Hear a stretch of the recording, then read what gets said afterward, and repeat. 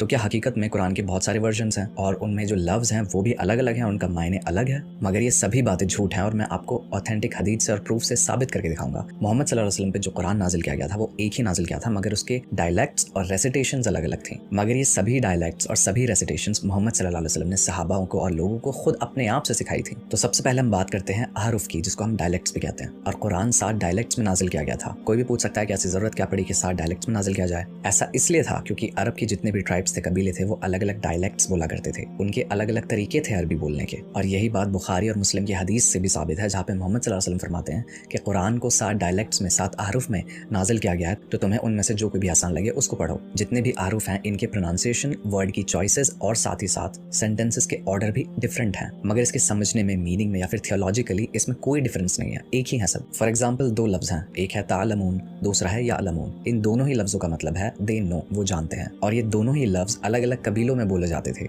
अब आपको ये बात समझ आ रही होगी। दूसरे जो लफ्ज है वो है हलुम्मा और ताल।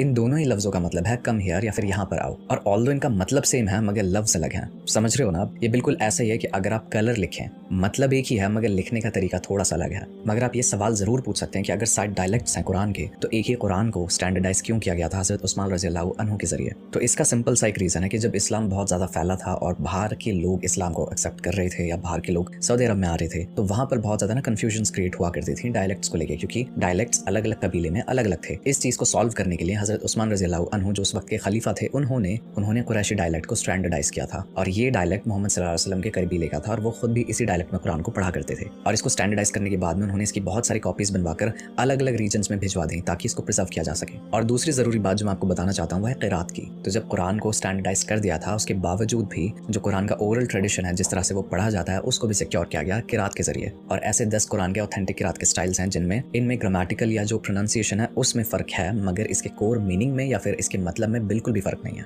और इन सभी 10 क़िरात की जो चेन ऑफ नरेशन है वो मोहम्मद सल्लल्लाहु अलैहि वसल्लम तक जाती है। हर एक को आप ट्रैक कर सकते हो। इब्न अल जज़ारी लिखते हैं अन-नश्र फ़िल क़िरात अल-अश्र में कि सभी 10 के 10 क़िरात मुतवातिर हैं, मासली ट्रांसमिटेड हैं और इनको बदलना या फिर डिस्टॉर्ट करना इम्पॉसिबल है। और वो ये भी कहते हैं कि अगर कोई भी इंसान इन 10 के 10 क़िरात में से कोई भी एक क़िरात से कुरान को रिसाइट करता है, उसकी तिलावत करता है, तो उसने कुरान को सही पढ़ा है। और ये कुछ एग्जांपल्स हैं अलग अलग क़िरात के। क़ालू अतत्तखिज़ुना हुज़ुवा, क़ालू अतत्तखिज़ुना हुज़ुआ।